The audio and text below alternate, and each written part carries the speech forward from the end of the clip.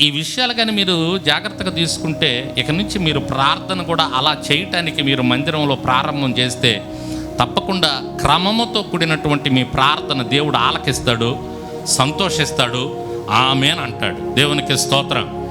మీరు క్రమం తప్పి వెనకది ముందు, ముందుది వెనక అలా చేశామనుకోండి, మన ప్రార్థన దేవుని దగ్గరికి చేరదో, ఎనడో. కాబట్టి ఒక క్రమాన్ని, దేవుడు కూడా క్రమాన్ని ఇష్టపడతాడు, ఒక క్రమాన్ని. కాబట్టి మనం చేసేటటువంటి ప్రార్థన క్రమంతో ఉంటే తప్పకుండా ఆలకిస్తాడు. దేవునికి స్తోత్రం.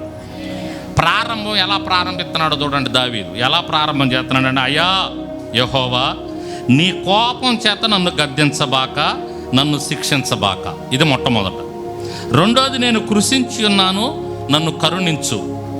రెండో క్రమంలో రెండోది. మూడోది, నా ఎముకలు అదురుచున్నాయి, నన్ను బాగు చేయి. ఇది మూడోది, ముగింపు. నన్ను బాగు చేయి అనేది ముగింపు. నన్ను గద్దించబాక, శిక్షించబాక అనేది ప్రారంభం.